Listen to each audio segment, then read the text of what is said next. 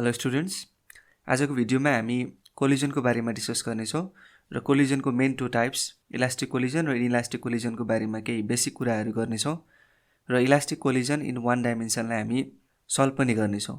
यदि तपाईहरूलाई कोलिजनको basic concept थाहा छ र इलास्टिक कोलिजन र इनइलास्टिक कोलिजन भनेको के हो भनेर बुझ्नुभएको छ भने तपाईहरू इलास्टिक कोलिजन इन वान डाइमेन्सनमा डाइरेक्टली जम्प गर्न सक्नुहुनेछ।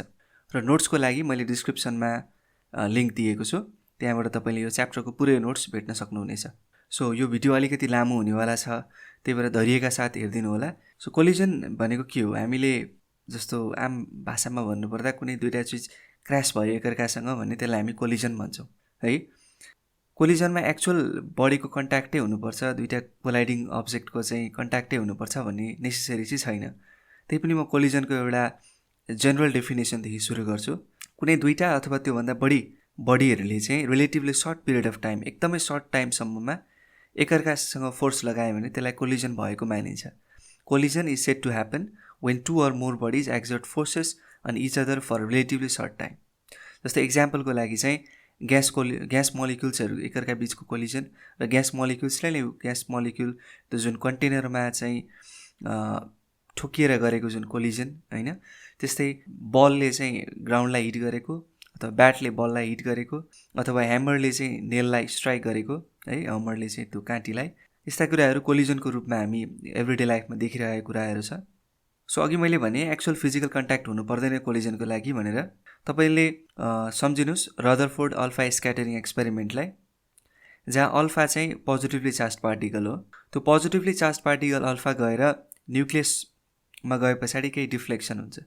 त्यहाँ डिफ्लेक्सन हुँदाखेरि अल्फा पार्टिकल र न्युक्लियसको एकअर्कासँग फिजिकल कन्ट्याक्ट भएको हुँदैन। त्यहाँ इलेक्ट्रोस्ट्याटिक फोर्स अफ रिपल्सनले गर्दाखेरि न्युक्लियस पनि पोजिटिभली चार्ज, त्यहाँ प्रोटोन हुन्छ र न्युट्रोन हुन्छ। न्युट्रोन त चार्जलेस भइहाल्यो, थाहा छँदैछ तपाईँहरूलाई। र अल्फा पार्टिकल पनि पोजिटिभली चार्ज, त्यही भएर electrostatic force of repulsion exist गर्यो उनीहरू दुईवटा बिच, जसका कारणले गर्दा अल्फा पार्टिकल डिफ्लेक्ट भयो।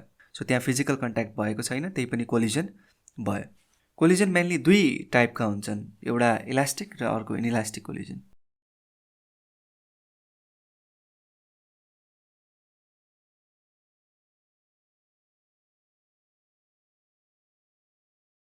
इलास्टिक कोलिजनमा मोमेन्टम र काइनेटिक एनर्जी दुइटै कन्जर्भ हुन्छ, तर इनइलास्टिक कोलिजनमा मोमेन्टम कन्जर्भ भए पनि काइनेटिक एनर्जी कन्जर्भ हुँदैन। भन्नुको मतलब इलास्टिक कोलिजनको केसमा कोलिजनभन्दा अगाडिको काइनेटिक एनर्जी सिस्टमको अथवा बडीको र कोलिजनभन्दा पछाडिको काइनेटिक एनर्जी सेम हुन्छ, तर इनइलास्टिक कोलिजनमा त्यस्तो हुँदैन।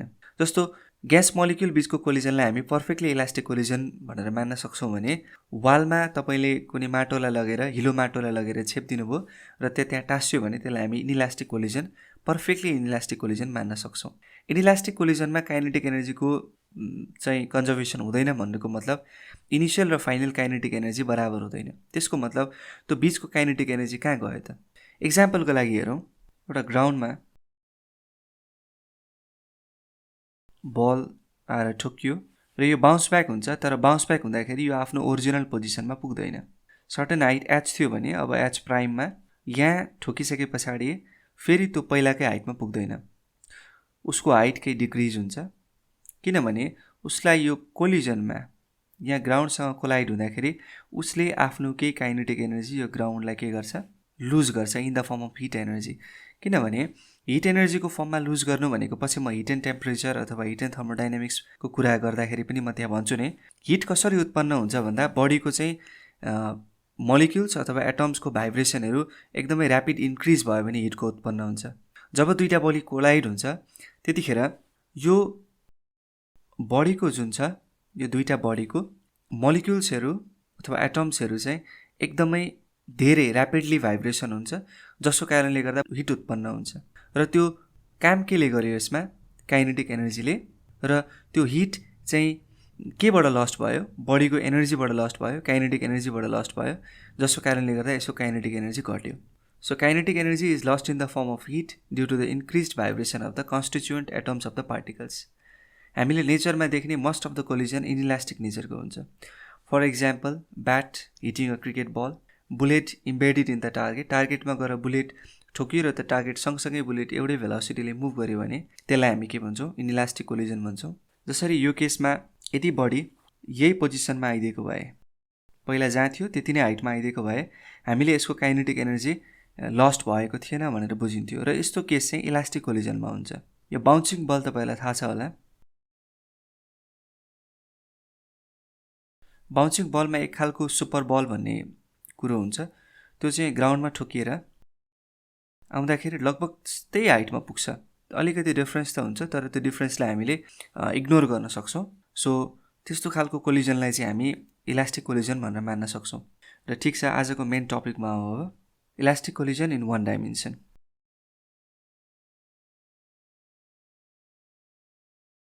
इलास्टिक कोलिजन भनेको के हो भनेर तपाईँले बुझिसक्नुभयो जस्तो लाग्यो मलाई।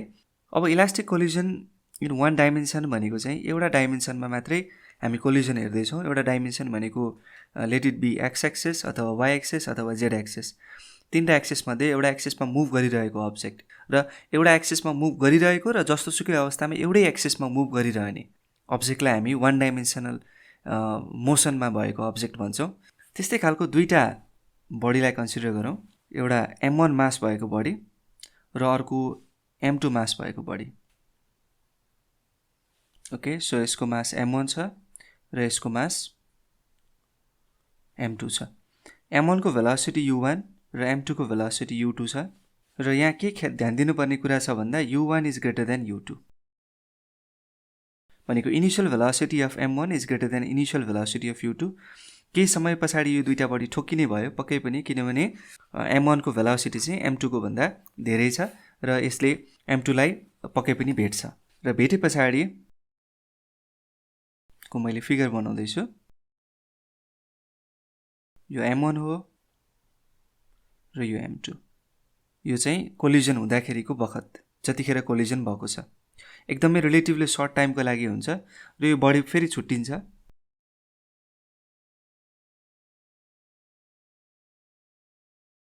छुट्टिसके पछाडि दुईटै बडीले एउटा भेलोसिटी पाउँछ।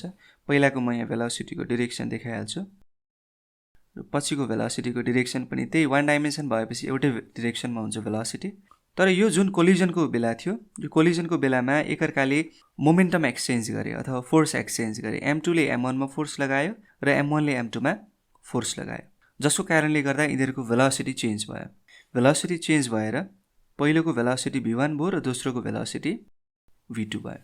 एउटा बडीले अर्को बडीलाई मोमेन्टम दियो, अर्को बडीले अर्को बडीलाई मोमेन्टम दियो। सो कोलाइड भइसके पछाडि there is change in the momentum. तर एज अ होल यो सिस्टमको मोमेन्टम चेन्ज भएको छैन, जसलाई हामी के भन्छौँ, कन्जर्भेसन अफ लिनियर मोमेन्टम भन्छौँ। र मैले यस्तै केस लिएर एउटा भिडियो पहिले नै बनाइसकेको छु, कन्जर्भेसन अफ लिनियर मोमेन्टमलाई सल्भ गरेको छु, प्रुभ गरेको छु, जसको लिङ्क मैले डिस्क्रिप्सनमा राखेको छु, त्यहाँबाट हेर्न सक्नुहुन्छ। ओके, सो इलास्टिक कोलिजनमा हामीलाई थाहा छ दुईवटा कुराको कन्जर्भेसन हुन्छ, एउटा लिनियर मोमेन्टम र अर्को काइनेटिक एनर्जी।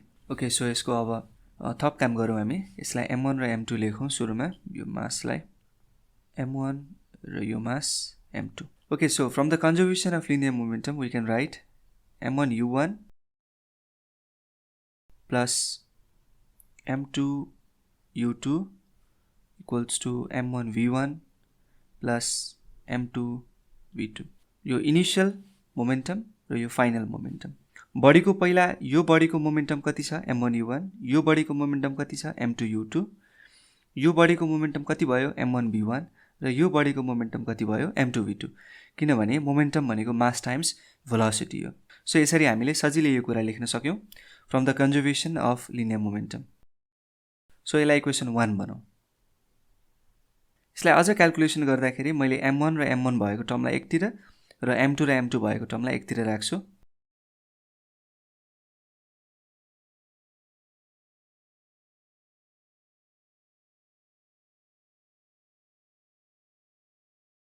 यहाँबाट हामीले के फाइन्ड आउट गर्छौँ भन्दा m1 कमन आयो र u1 माइनस v1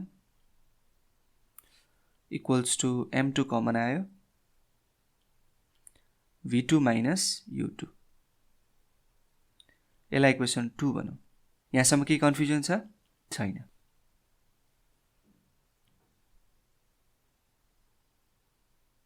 सो यसलाई यही छोडौँ र अब इलास्टिक कोलिजनको अर्को फाइदा उठाउँ, जसले भन्छ कि kinetic energy before collision equals to kinetic energy after collision. Before collision kinetic energy कति? काइनेटिक एनर्जी 1/2 mv² हो। सो मैले पहिलो मासको लागि 1/2 m1 u1² लेखेँ प्लस दोस्रो मासको लागि 1/2 m2 u2² लेखेँ। यो केसँग बराबर हुने भयो आफ्टर कोलिजनको काइनेटिक एनर्जीसँग। आफ्टर कोलिजन भेलोसिटी m1 को v1 भएको छ र m2 को भेलोसिटी v2 भएको छ। सो यो सबैबाट 1/2 कट्यो र हामीसँग बाँकी रह्यो। म एकैचोटि m1 र m1 को टर्मलाई एकतिरै ल्याउँछु। m1 u1² minus m1 v1² equals to m2 v2² minus m2 u2²। So यहाँबाट हामीले m1 कमन ल्याएर a² माइनस b² को फर्मुला लगाउन सक्छौँ, किनभने m1 कमन लिइसके पछाडि un² माइनस v1² हुन्छ र त्यो हाम्रो के हुन्छ a minus v a plus b u1 minus b1 u1 plus b1। त्यस्तै यहाँ हुन्छ हामीसँग v2 माइनस u2, अलिकति ठाउँ आँटेन, v2 प्लस u2। यसलाई इक्वेसन 3 बनाऊ। सो अब हामी के गरौँ भन्दा इक्वेसन 3 लाई इक्वेसन 2 ले डिभाइड गरौँ। इक्वेसन 3 लाई इक्वेसन 2 ले डिभाइड गर्दा m1 र m1 कट्छ र u1 माइनस b1 र u1 माइनस b1 कट्छ। बाँकी रह्यो u1 प्लस b1 र राइट साइडमा बाँकी रह्यो v2 प्लस u2। इनिशियल भेलोसिटीको टर्मलाई एकतिरै ल्याउँ। u1 minus u2 equal to v2 minus v1। So हामीसँग यस्तो खालको रिलेसन आयो। यो रिलेसनले के सिग्निफाई गर्यो भन्दा यो u1 र u2 भनेको त बडीको इनिशियल भेलोसिटी थियो दुईटा बडीको, र v1 र v2 भनेको दुईटा बडीको फाइनल भेलोसिटी थियो।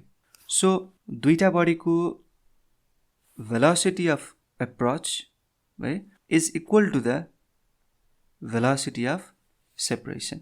रिलेटिभ भेलोसिटी भनौँ न एकअर्का बीचको भेलोसिटीको डिफरेन्स इनिशियलमा र एकअर्का बीचको भेलोसिटीको डिफरेन्स फाइनलमा।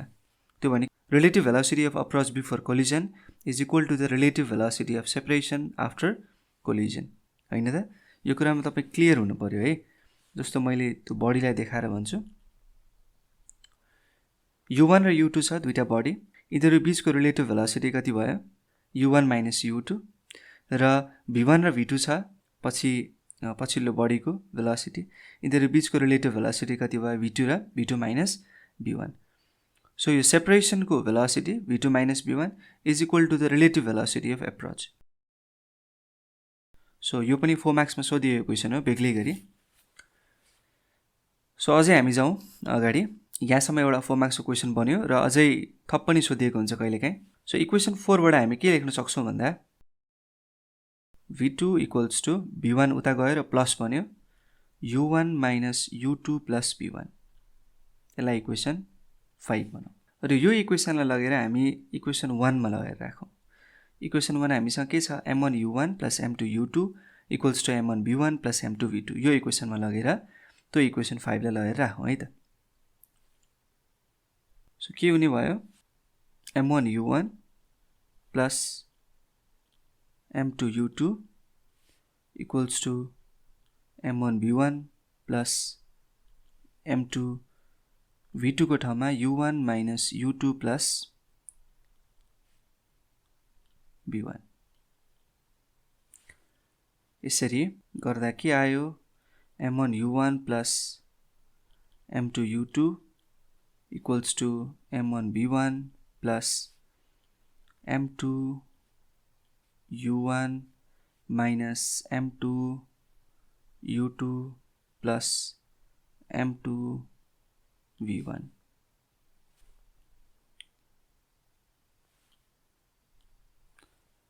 सो म v1 को टर्मलाई एकतिर राखेर अरु सबैलाई लेफ्ट साइडमा ल्याउँछु र के हुँदो रहेछ हेरौँ। m1 u1 minus m2 u1 अब प्लस हेर्नु है त m2 u2 छ लेफ्ट साइडमा उताबाट आउँदाखेरि प्लस m2 u2 पनि आउँछ दुईटा मिलेर 2m2 u2 हुन्छ र हामीसँग लेफ्ट साइडमा बाँकी रह्यो m1 v1 plus m2 v1 र मैले v1 लाई कमन लिए भने m1 प्लस m2 बाँकी रहन्छ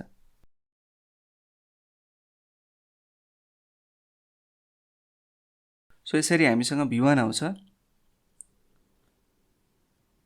u1 कमन लिन्छु म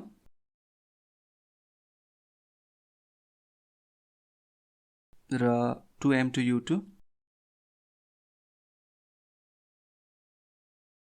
by m1 plus m2 यो हाम्रो इक्वेसन 6 भयो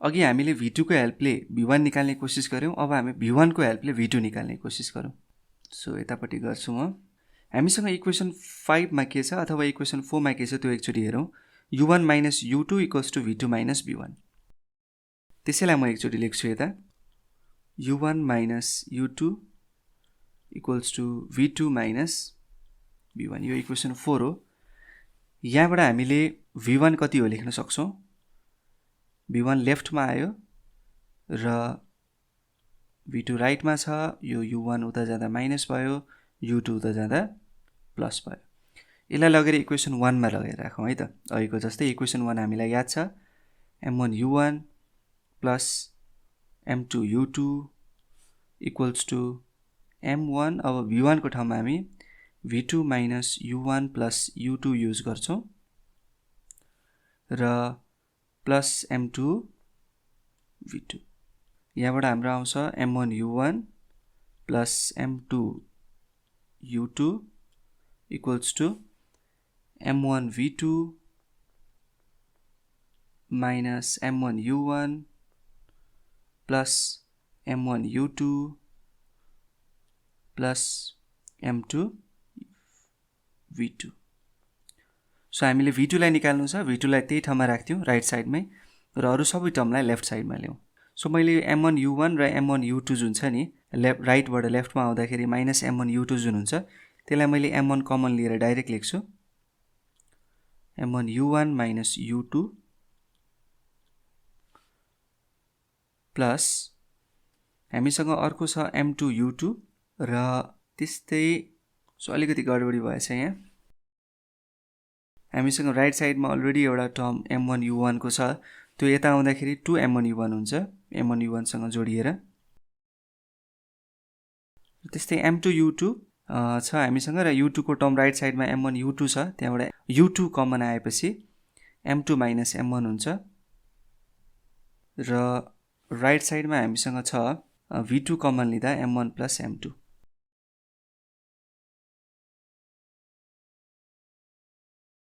सो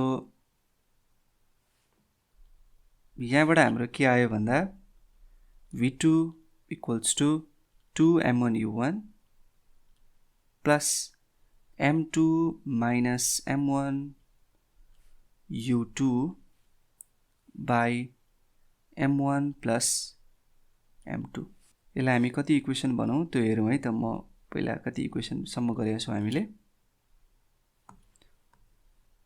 सो इक्वेसन 6 सम्म गरेको छौं हामीले यसलाई इक्वेसन 7 बनाऊ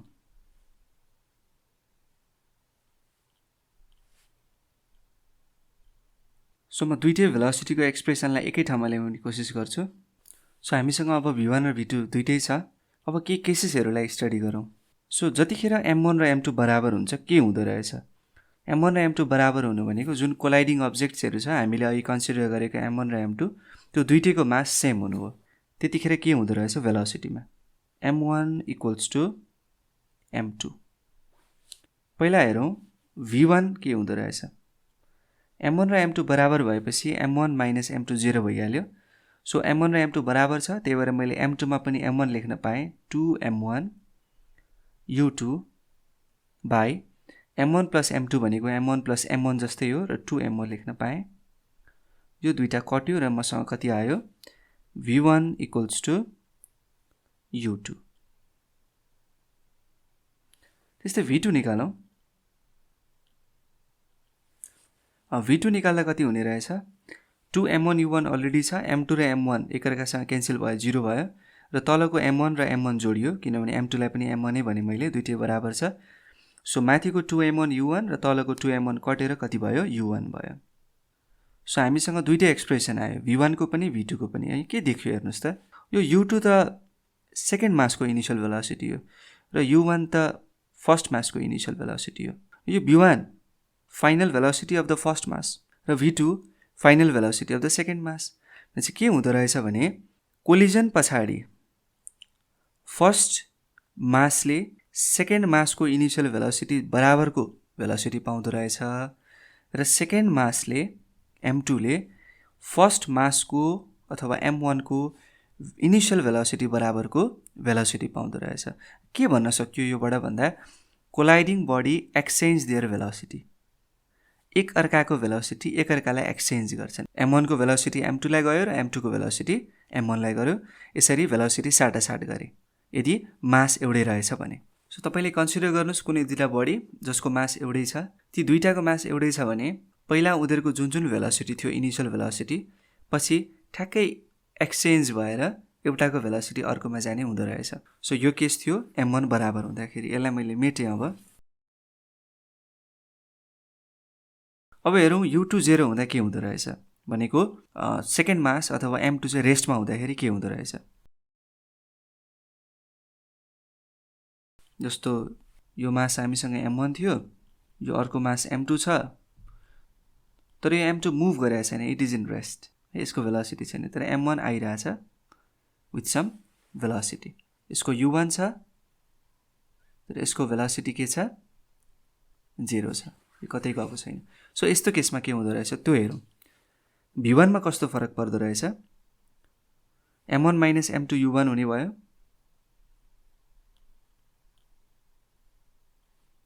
बाई m1 प्लस m2। त्यस्तै v2 कति हुने भयो, 2m1 u1 by m1 plus m2। यहाँ मैले जहाँ जहाँ u2 आउँथ्यो त्यसलाई 0 गरेर क्यान्सल आउट गरेँ र भेलोसिटी यस्तो आयो। सो यदि सेकेन्ड मास रेस्टमा रहेछ भने भेलोसिटी यसरी हामी डिटरमाइन गर्न सक्ने रहेछौँ। यो न्युमेरिकलको लागि एकदमै इम्पोर्टेन्ट छ, ध्यान दिनु होला यसमा। सो यसलाई पनि इरेज गरेँ अब मैले। अर्को केस कन्सिडर गरौँ, m2 रेस्टमै छ र m1 चाहिँ m2 भन्दा धेरै धेरै ठुलो छ। त्यस्तो केसमा v1 के हुने भयो र v2 पनि के हुने भयो हेरौँ। m1 m2 भन्दा धेरै धेरै ठुलो छ भने m1 माइनस m2 त के हुने भयो, नियरली इक्वल टु m1। धेरै ठुलो चिजबाट अलिकति केही घटाउँदाखेरि के फरक पर्छ र पर्दैन, there is no significant difference. त्यही भएर हामीले m1 माइनस m2 लाई नियरली इक्वल टु m1 लेख्न पायौँ। So m1 minus m2 is nearly equal to m1, जसलाई हामी के लेख्न सक्यौँ, m1 u1। त्यस्तै धेरै ठुलो कुराबाट सानो कुरा जोड्दाखेरि केही फरक पर्दैन, त्यही भएर m1 plus m2 is also nearly equal to m1। So m1 र m1 क्यान्सल आउट भयो। v1 कति आयो, u1 सँग बराबर आयो। त्यस्तै अब हेरौँ v2 कति आउने रहेछ।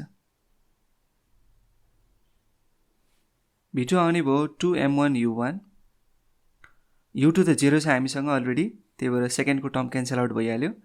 तल कति आउने भयो, m1 प्लस m2 कति हुन्छ, नियरली इक्वल टु m1, किनभने m1 is very very greater than m2, त्यसमा m2 जोडेर केही पनि फरक पर्नेवाला छैन।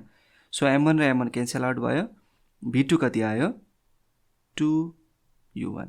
यो सबै अप्रोक्सिमेटेड कुरा है, नियरली इक्वल टु। यसलाई अझ नियरली इक्वल टु लेख्दाखेरि अलि राम्रो होला।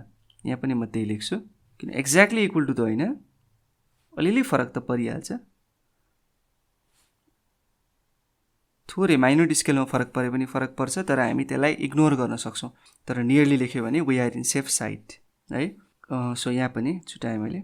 के हुँदो रहेछ भन्दा म्यासिभ बडी, m1 त म्यासिभ बडी छ, म्यासिभ बडीको भेलोसिटी चाहिँ त्यही नै रह्यो, फरक परेन है। m1 को भेलोसिटीमा केही पनि फरक परेन, आएर त्यो m2 लाई आएर हिर्कायो, अनि उसको भेलोसिटी m1 को भेलोसिटी जस्ताको तस्तै नै रह्यो फरक परेन कोलिजन पछाडि पनि।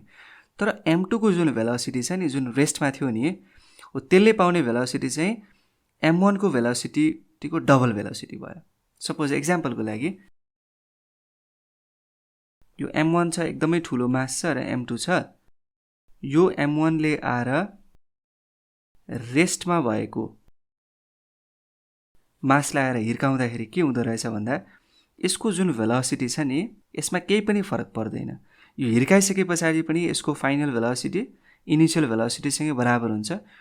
तर यसले जुन यो सेकेन्ड मासले पाउने भेलोसिटी जति हुन्छ त्यो चाहिँ दोब्बरले बढ्छ। सपोज यो 20 मिटर पर सेकेन्डले आइरहेको थियो र यसलाई हिर्कायो भने अब यसको जुन भेलोसिटी चाहिँ कति हुने रहेछ, 40 मिटर पर सेकेन्ड। तर यो u1 यो मास m1 को भेलोसिटी चाहिँ फेरि फाइनल भेलोसिटी पनि 20 मिटर पर सेकेन्ड नै रहने रहेछ। सो यसरी बुझ्नु होला। ल मेटाउँ अब। त्यस्तै मैले यो माथिकोलाई पनि मेटाएँ। अब अर्को केस हेरौँ न त। जतिखेर m2 चाहिँ m1 भन्दा धेरै धेरै ठुलो छ त्यतिखेर के हुँदो रहेछ, र m2 को भेलोसिटी पनि इनिशियल भेलोसिटी 0 छ, m2 रेस्टमा छ।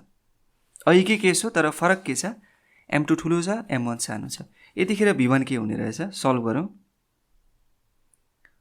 m2 एकदमै ठुलो छ भनेपछि m1 बाट m2 लाई घटाउँदाखेरि धेरै फरकै परेन। त्यही भएर हामीसँग m1 छैन जस्तै गरी हामीले m2 u1 लेख्न पायौँ। m1 हुनु र नहुनुको त्यहाँ अर्थ भएन। अझ पनि म यहाँ नियरली इक्वल टु नै लेख्छु है। र u2 त 0 छँदैछ, तलको केसमा के मात्रै हुने भयो, m2 मात्रै हुने भयो। m2 र m2 cancel out. So v1 is nearly equal to minus of u1। त्यस्तै v2 लाई हेरौँ कति हुँदो रहेछ। त्यहाँ m1 सँग मतलबै भएन, u2 0 भइहाल्यो, माथिको टर्म सबै 0 भयो। So v2 nearly equal to 0। यदि एकदमै बिग मासलाई आएर चाहिँ एउटा स्मल मासले आएर हिर्कायो भने त्यो स्मल मासको भेलोसिटी नेगेटिभ हुँदो रहेछ। यो नेगेटिभको मिनिङ के हो हेरौँला एकचोटि। जस्तो फिगर बनाउँछु म। एउटा स्मल मासले बिग मासलाई आएर हिर्कायो है, र यो बिग मास केमा छ, रेस्टमा छ। यसको भेलोसिटी छ सर्टेन भेलोसिटी। यहाँ आएर हिर्काउँदाखेरि के हुँदो रहेछ भन्दा यो जुन इनिशियल यो स्मल मास छ त्यो स्मल मासको भेलोसिटी नेगेटिभ हुँदो रहेछ भनेको यो बाउन्स ब्याक हुँदो रहेछ, रिबाउन्ड हुँदो रहेछ। कति भेलोसिटीले, माइनस u1 भेलोसिटीले। तर यो m2 को भेलोसिटीमा केही फरक पर्दो रहेछ रहेन, रेस्टमै छ, रेस्टमै भइरहन्छ। यो u1 ले आएर हिर्काएर त्यसमा केही पनि फरक परेन। It is such massive. So यसरी हामी इलास्टिक कोलिजन इन वान डाइमेन्सनलाई बुझ्न सक्छौँ। र यो न्युमेरिकलको हिसाबले पनि, डेरिभेसनको हिसाबले पनि, र सर्ट आन्सर क्वेसनको हिसाबले पनि एकदमै इम्पोर्टेन्ट छ। यसलाई एकदमै मजाले हेर्नु होला। So if you have any queries drop in the comment box. र यति भन्दै आजको भिडियो मैले यही सक्ने अनुमति चाहेँ। Thank you very much and keep loving physics.